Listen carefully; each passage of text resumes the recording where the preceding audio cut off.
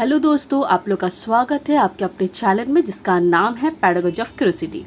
आज हम लोग माइक्रो टीचिंग पे डिस्कस करेंगे। वो भी रिक्वेस्ट आया था, बहुत दिन से रिक्वेस्ट आया है और बहुतों ने रिक्वेस्ट किया है कि इकोनॉमिक्स से रिलेटेड उन्हें माइक्रो टीचिंग चाहिए। तो उसी के टॉपिक को रिलेट करते हुए आज हम लोग वीडियो कंटेंट आपके लिए लेके आ चुके हैं। तो चलिए स्टार्ट करते हैं। सबसे पहले जान लेते हैं कि माइक्रो टीचिंग किस मेथड में आता है, किस सेमिस्टर्स में इसको यूज़ करते हैं हम लोग। ठीक है, तो semester second course number 3 1 2 3 BEd learning and teaching जो हमारा सब्जेक्ट होता है सेकेंड सेमिस्टर सेकेंड में, इसमें हम लोग माइक्रो टीचिंग प्रैक्टिकम एक करते हैं। और इसी प्रैक्टिकम पे हम लोगों को एक सिमुलेशन मोड पे, रोल प्ले मोड पे एक टीचिंग का मेथड का यही 5 जो कंपोनेंट है, उसी कंपोनेंट्स में कोई एक कंपोनेंट को रिलेट करके हम लोगों को अपने पेयर ग्रुप के साथ यहाँ पर एक रोल प्ले करना होता है। कि ऐसे जूम करना होता है कि रोल प्ले मतलब कि जो बच्चे होते हैं वो आपके फ्रेंड ग्रुप के पेयर ग्रुप रहते हैं, आप एज अ टीचर एज्यूम करके उनको पढ़ाना है आपको।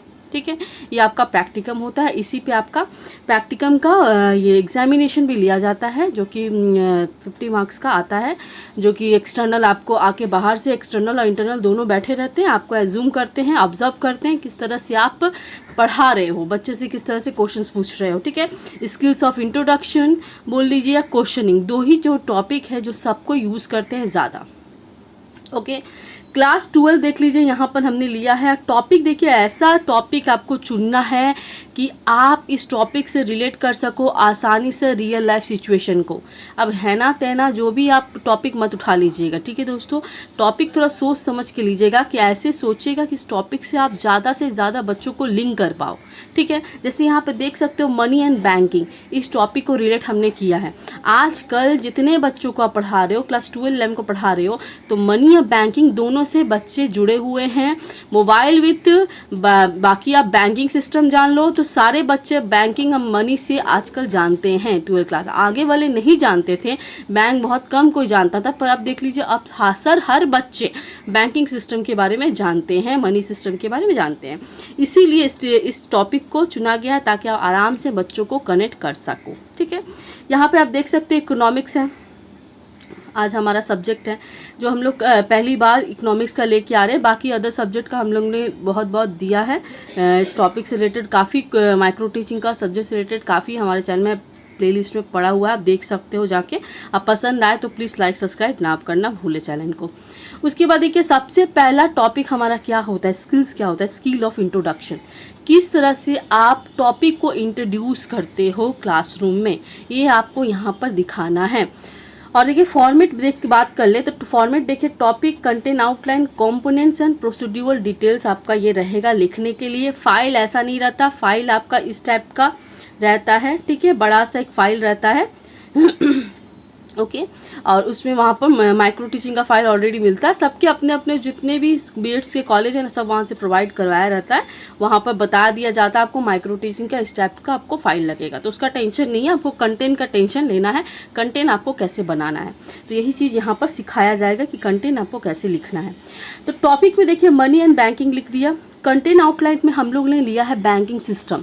जितना इजी हो सके फ्रेंड उतना ही आप चुने, क्योंकि आपको इंट्रोड्यूस कराना है अपने बच्चों को ताकि आप आसानी से करा सको। ठीक है, यहाँ पर देखिए कंपोनेंट का बात आता है, तो कंपोनेंट आपका ऑलरेडी आपके बीएड के जो करिकुलम के प्रोस्पेक्टर आते हैं ना, उस पर दिया रहता है आपका कंपोनेंट। ठीक है, और नहीं तो मेरे यहाँ से कंपोनेंट में एक एक कंपोनेंट के बारे में भी आपको बताते चली जाऊँगी कि कंपोनेंट क्या मतलब क्या है और क्यों इसको लिया गया है इसमें। ओके, सबसे पहले देखिए सिक्वायरिंग अटेंशन। आप क्लासरूम में जाते हो तो जाते ही आपका सबसे बड़ा काम होता है बच्चों का अटेंशन अपनी ओर खींचना। ठीक है, जो टीचर नहीं खींच सकता उसका क्लास देखिएगा अनमैनेड होता है, कोई डिसिप्लिन नहीं होता, क्योंकि बच्चे सुनेंगे ही नहीं। पहली बात, बच्चे को अपनी ओर खींचना है तो कुछ ऐसी बातें लेके आप जाओ क्लास में, ऐसी बातें करो कि बच्चे वहाँ पर स्टॉप हो जाए और आपके बात को सुनने में क्या हो, फोकस हो जाए। ठीक है, कि हाँ मैम कुछ इंटरेस्टिंग बातें कर रही है, आज कुछ इंटरेस्टिंग पढ़ाई होगा। और देखिएगा आप ही लोग के क्लास में जब आप बच्चे होगे, जब क्लास करते होगे, जब छोटे होगे या 12 या ग्रेजुएशन में पढ़ते होगे, तो ऐसे टीचर भी बहुत आते हैं जो क्लास को स्वीकार ही नहीं करते, चुपचाप आते हैं, पढ़ाते हैं, चले जाते हैं। तो उस क्लास में देखिएगा बच्चे कुछ सुनते ही नहीं, वो अपने मन का करते हैं, टीचर अपना मन का चला जाता है करके। पर इसमें क्या है, क्लास डिसिप्लिन मेंटेन नहीं होता। इसीलिए सबसे पहले स्वीकारिंग अटेंशन बहुत ज़रूरी है। तो यहाँ पर देखिए टीचर कैसे अटेंशन स्वीकार करेगा, इसके बारे में यहाँ पर लिखा हुआ है। बैंकिंग सिस्टम सबसे बड़ा अच्छा क्लू है, पासबुक और चेकबुक के बारे में बच्चों से पूछे। सब बच्चे अपने घर में ये चीज़ देखते हैं, बहुत बच्चे तो बैंक जाके ये मेंटेन भी करते हैं अपने मम्मी पापा का। आजकल तो बच्चों का भी अकाउंट खुल चुका है, वो अपने अकाउंट को मेंटेन करते हैं, नेट बैंकिंग करते हैं, पेटीएम, ये सब के बारे में बहुत अच्छी तरह से जानते हैं, क्योंकि यहाँ पर जो गेम सिस्टम है ना काफ़ी कुछ सिखा दिया है उन लोगों को। तो ये चीज़ उनसे आप डिस्कस करोगे तो काफ़ी खुल के आपसे बात करेंगे, इंटरेस्ट लेंगे। तो इसमें सबसे पहले आपका अटेंशन आपने स्क्वायर कर लिया। आज मैंने बच्चे जान गए कि आपसे बैंकिंग सिस्टम के बारे में वो कुछ जानेंगे, ठीक है। तो क्लास में हो गया। उसके बाद देखिए सेकेंड है असेसिंग मोटिवेशनल लेवल, ठीक है।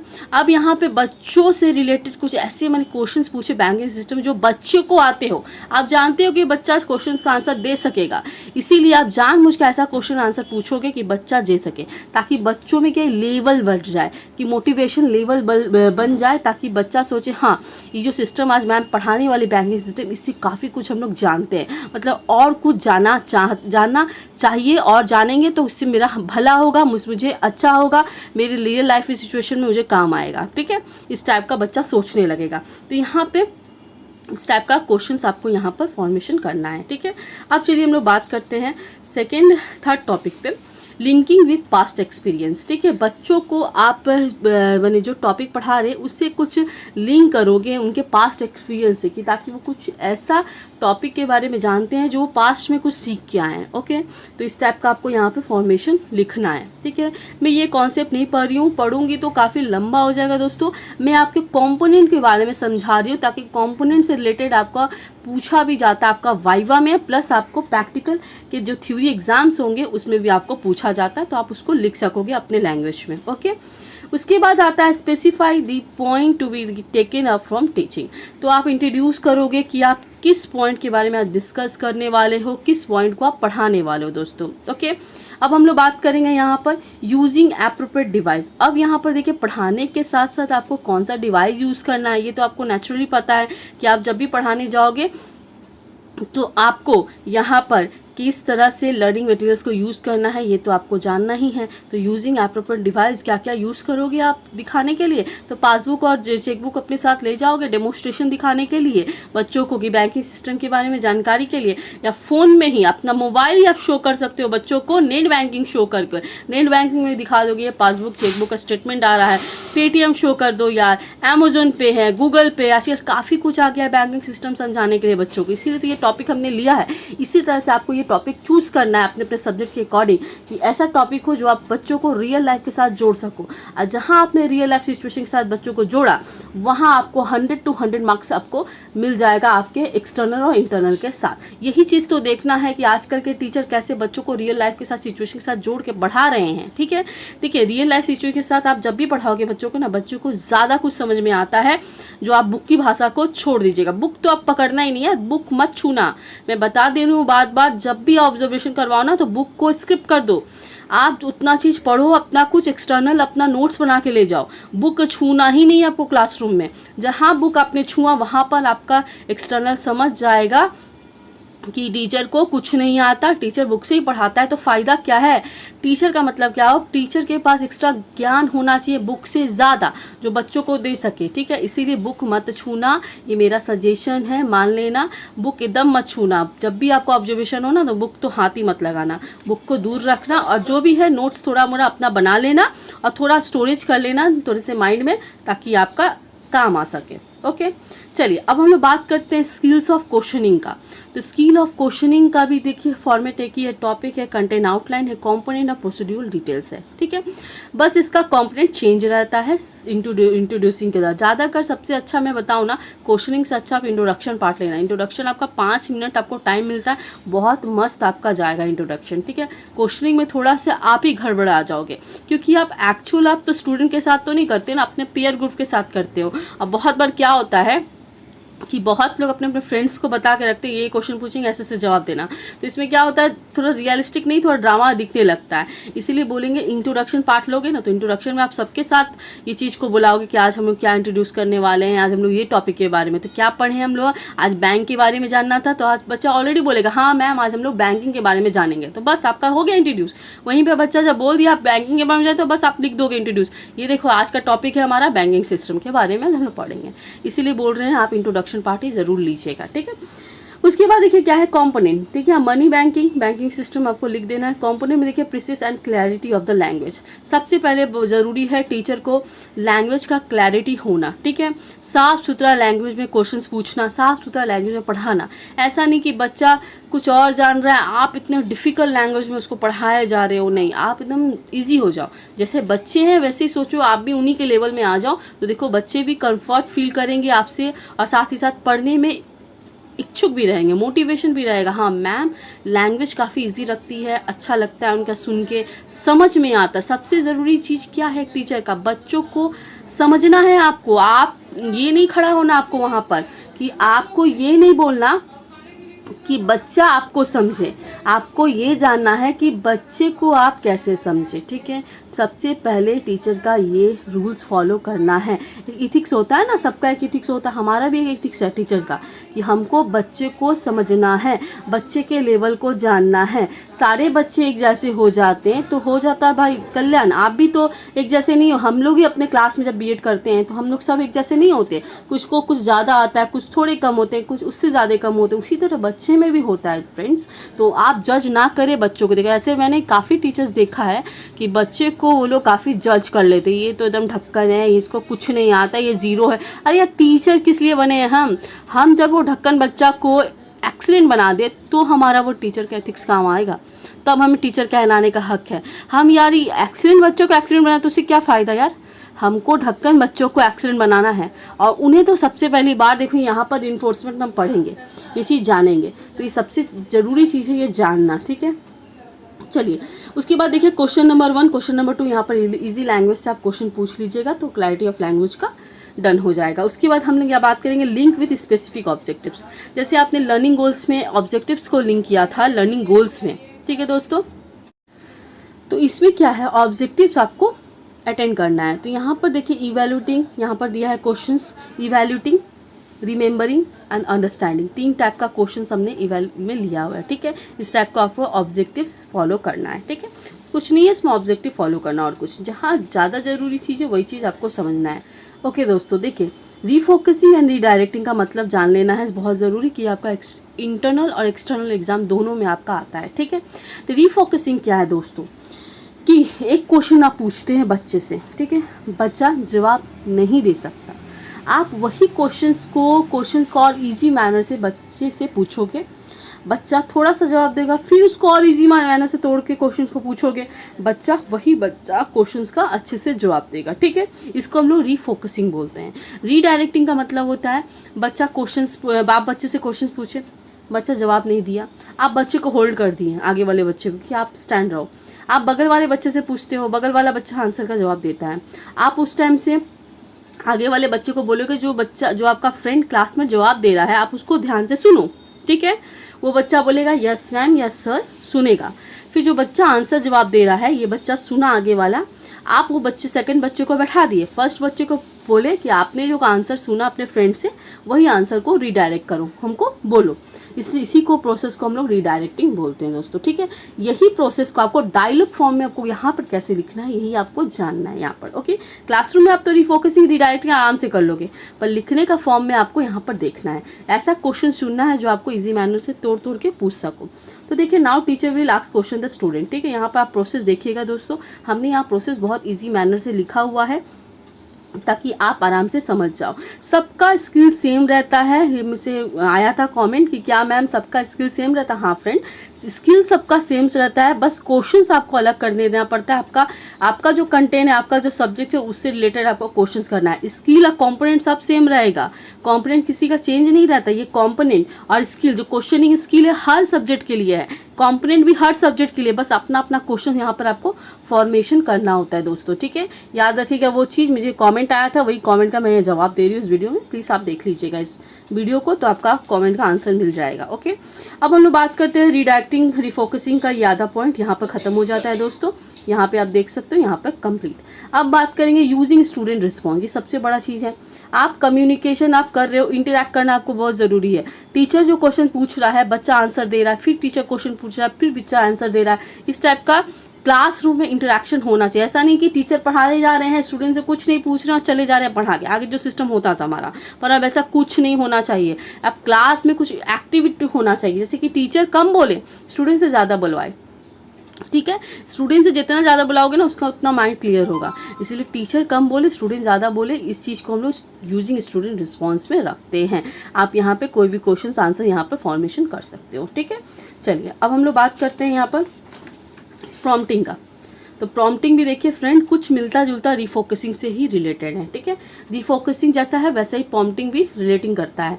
प्रॉम्प्टिंग का मतलब होता है दोस्तों, जैसे कि एक क्वेश्चन पूछता है टीचर बच्चा से, बच्चा क्वेश्चंस का जवाब नहीं दे पा रहा है, तो उसी क्वेश्चंस को तोड़ तोड़ के टीचर उसी बच्चा से आंसर निकालेगा, इस कॉल प्रॉम्प्टिंग, ठीक है। जैसा रीडायरेक्ट रिफोकसिंग का बात हो, वही प्रॉम्प्टिंग का भी वही बात होता है। तो यहाँ पे उसी तरह से आपको डायरेक्ट फॉर्म में क्वेश्चंस को फॉर्मेशन कर लेना है। बाकी सब तो आप लोग अच्छी तरह से जानते हो यार, आप लोग ऑलरेडी सेमेस्टर 1 कंप्लीट करके आए हो, तो सेमेस्टर 2 में तो काफ़ी एक्सपीरियंस आप लोग को हो गया है, ठीक है।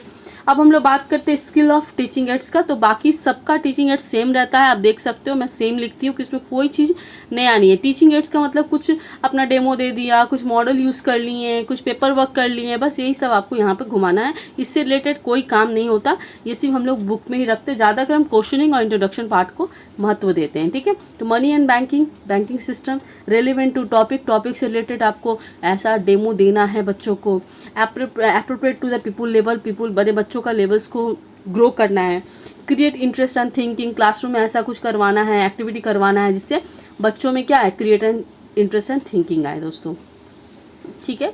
अब इस टॉपिक देख लीजिए, प्रॉपर डिस्प्ले। तो इस तरह से जैसा आप जो भी आप टीचिंग मटेरियल्स यूज़ कर रहे हो, चार्ट, मॉडल, पीपीटी, अच्छे से दिखना चाहिए, प्रॉपर डिस्प्ले होना चाहिए। नहीं कि छोटा सा पेज में बना के लेके चलेगा, नहीं, बड़ा सा वॉल मैगजीन टाइप का बना के ले जाना, ताकि दूर से ही बच्चों को, लास्ट बेंच वाले बच्चों को भी दिख सके, ठीक है।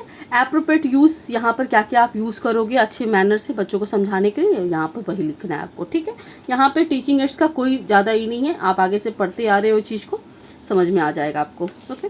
अब हम लोग बात करते हैं स्किल ऑफ रीइंफोर्समेंट। तो यही चीज़ को आपको जानना है। आगे मैं बता रही थी ना कि पॉजिटिव वे से बच्चों को लेना है। बहुत सारे ऐसे टीचर्स आ रहे हैं आजकल बोलेंगे, काफ़ी कुछ देखने को मिलता है, आगे से जजमेंट कर देते, बच्चा डब्बा है, बच्चा ढक्कन है, ये कुछ नहीं कर पाएगा, बेकार है इसका पढ़ना, मत पढ़ो, ये वगैरह वगैरह। तो प्लीज़ ऐसा कमेंट ना करें। एज अ टीचर आप हैं, आपका एथिक्स के खिलाफ है ये। आप हर बच्चों को अच्छे मोटिवेशन दें, और जहाँ बच्चा गलत कर रहा है तो उनसे बोले कोशिश करो, आगे कोशिश करो, हो जाएगा। कोशिश करने की कभी हार नहीं होती ना, वही बोले कोशिश करते रहो, हो जाएगा। एक दिन तो ऐसा आएगा जो आप कर सकोगे ये चीज़ को, ठीक है। तो चलिए यहाँ पे देख लीजिए, टॉपिक है, कंटेंट है, कंपोनेंट है, प्रोसीड्यूरल। तो कंपोनेंट आपका ये अलग रहेगा, तो बाकी सब चीज़ें money and banking system same रहेगा। पॉजिटिव रीइंफोर्समेंट, तो मैं अभी बता दी ना, बच्चे, टीचर का काम है कि बच्चों को हमेशा पॉजिटिव वे पे बात करे, कोई नेगेटिव थिंकिंग लेके ना बात करे। बच्चा ऐसा, टीचर ऐसा उसका लीडर है ना, टीचर ऐसा वहाँ रोल प्ले करता है बच्चों के लिए कि जो चीज़ बच्चों को बोल दिया जाएगा ना, तो बच्चा वहाँ अपने माइंड में बैठा देता है टीचर के द्वारा। टीचर यदि बोल दिया कि बच्चा ढक्कन है वगैरह, तो बच्चा बैठा लेता है माइंड में कि मेरे टीचर तो ऐसे ही बोलते मेरे बारे में।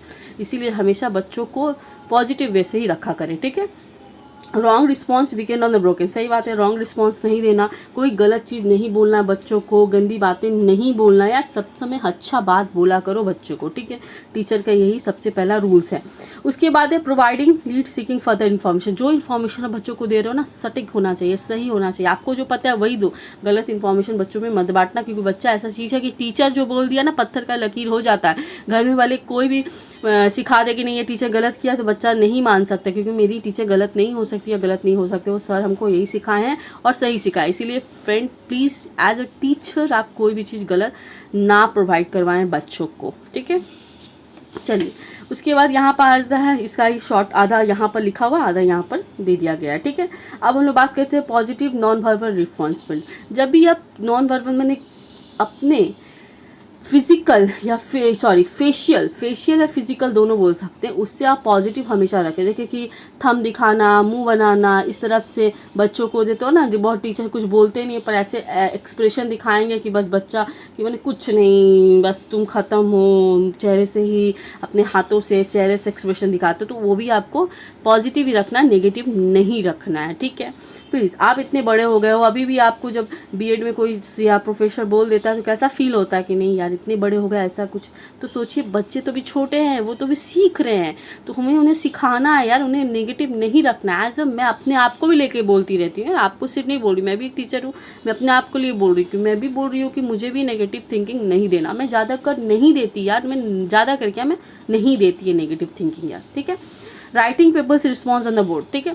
तो देखिए हर क्लास में पॉसिबल नहीं होता कि रिस्पॉन्स बच्चों को लिखाएं, पर कभी कभी जैसे कि Monday to Friday Saturday class चलता है, तो उसमें से आप सैटरडे क्लास में रिस्पॉन्स बच्चों का लिखा सकती है। आज हम लोग कुछ क्रिएटिव क्लास करने वाले हैं, आज हम लोग का जो भी रिस्पॉन्स होगा हर बच्चा अपना रिस्पॉन्स बोर्ड में आके लिखेगा, तो इस तरह से आप कर सकते हैं। अब रेगुलर क्लास में करवाना क्लास मैनेज ठीक नहीं होगा, मैनेजमेंट हिल जाएगा, इसीलिए किसी एक दिन सप्ताह में किसी एक दिन ये रिस्पॉन्स को आप यूज़ कर सकते हो, ठीक। अब हम लोग बात करते हैं skills of illustration, last form में आता है कैसे बच्चों को पूरे डिटेल से इतने अच्छे से कॉन्सेप्ट को समझाना, इसी टॉपिक का सबसे बड़ा एम है। तो यहाँ पर देखिए money and banking system same रहेगा, कंपोनेंट चेंज होता रहेगा, कंपोनेंट के साथ डिटेल्स भी चेंज होंगे। तो देखिए कि यहाँ पर रेलिवेंट एग्जाम्पल, जब भी आप पढ़ाओ ना तो उससे रेलिवेंट एग्जाम्पल दिया करो, जिससे भी देखिए जैसे आप बैंकिंग सिस्टम पढ़ा रहे हो तो बच्चे बैंकिंग सिस्टम से क्या आप आजकल ऑनलाइन यूज़ कर रहे हो, पेटीएम कर रहे हो, घर में आप नहीं करते हो, मम्मी पापा पेटीएम यूज़ करते हैं, फ़ोन पे यूज़ करते हैं, अमेजोन नेट बैंकिंग यूज़ करते हैं, गूगल प्ले यूज़ करते हैं, गूगल पे यूज़ करते हैं, काफ़ी कुछ है जो आजकल ऑनलाइन बैंकिंग से जुड़ा हुआ है, तो इससे बच्चा क्या होगा जुड़ जाएगा, रेलिवेंट एग्जाम्पल आप दे सकोगे। यहाँ पे देखिए clear concept and content taught, ठीक है। जो भी आप कॉन्सेप्ट पढ़ा रहे हो ना बच्चे को क्लियर होना चाहिए, कोई उसमें डाउट नहीं होना चाहिए, ठीक है। जहाँ डाउट हो वहाँ क्लियर कर दो। Simple and easy language of simple and easy होना चाहिए, आप जैसे सिंपल हो वैसे ही बच्चों को सिंपल एंड ईजी लैंग्वेज में समझाओ, ज़्यादा आपको डिफिकल्ट नहीं होना। स्टूडेंट इंटरेक्शन सिस्टम, सही बात है, सबसे ज़रूरी है ये यार, क्लासरूम में जब भी पढ़ा रहे हो तो स्टूडेंट इंटरेक्शन होना चाहिए। जैसे आप बच्चों से पढ़ा रहे हो तो उससे आंसर उम्मीद रखते हो, इससे क्या होगा बच्चे का नॉलेज गेन होता है। जैसे आप पढ़ा रहे हो कुछ, जहाँ डाउट हुआ आप क्वेश्चन पूछ दिए, जहाँ उन लोग को डाउट हुआ ना तब वो समझ में आ जाएगा कि बच्चे को समझ में नहीं आया है, ठीक है। तो वो क्वेश्चन पूछो, आंसर, तो फिर उसको समझाओ, उन्हीं की वे पे समझाओ, फिर उनको रियल लाइफ पे ले आओ, रियल लाइफ पे पूछो कि आपने ये देखा है, इस चीज़ को समझा है। आप मम्मी के साथ या पापा के साथ बैंक जाते हो, वहाँ पे देखते हो बहुत लोग बैंक सिस्टम कंप्यूटर में कुछ काम करते हैं, तो इससे से रेट जोड़ के आप सिखा सकते हो बच्चों को, इंटरेक्शन सिस्टम के द्वारा आप बच्चों का क्लियर कर सकते हो जो भी ये है डाउट है, ठीक है।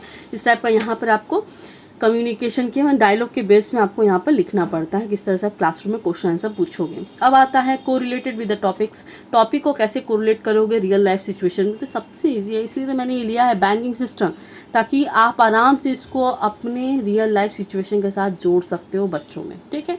इससे अच्छा टॉपिक इकोनॉमिक्स के लिए आई थिंक मुझे नहीं लगता होना चाहिए। डिमांड एंड सप्लाई भी हो सकता है, पर ये डिमांड एंड सप्लाई से ज़्यादा अच्छा है बैंकिंग सिस्टम, क्योंकि हर बच्चा हर घर में ये चीज़ सिस्टम बच्चा पढ़ रहा है, घर में बच्चा जानता है बैंकिंग सिस्टम होता क्या है। इसीलिए आप चाहो तो ये अपना टॉपिक चुन सकते हो, नहीं तो आप देख सकते हो इसी टॉपिक से रिलेट करके आप इसी तरह से इकोनॉमिक्स का बना सकते हो दोस्तों, ठीक है।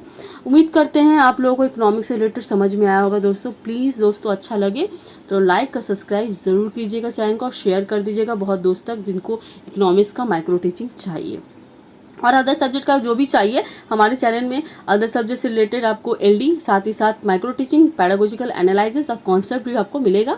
आप जुड़े रहिए हमारे चैनल के साथ। थैंक यू सो मच हमें कमेंट करने के लिए दोस्तों, बहुत बहुत धन्यवाद कमेंट करने के लिए, दिल से धन्यवाद। कमेंट बहुत लोग फ्रेंड करते हैं, काफ़ी लाइक भी करते हैं। प्लीज़ जो लोग लाइक नहीं करते, यूज़फुल होता है, लाइक नहीं करते, कॉमेंट नहीं करते, प्लीज़ दोस्तों लाइक कॉमेंट और चैनल को सब्सक्राइब ज़रूर कीजिएगा। थैंक यू सो मच दोस्तों हमारे चैनल के साथ जुड़ने के लिए।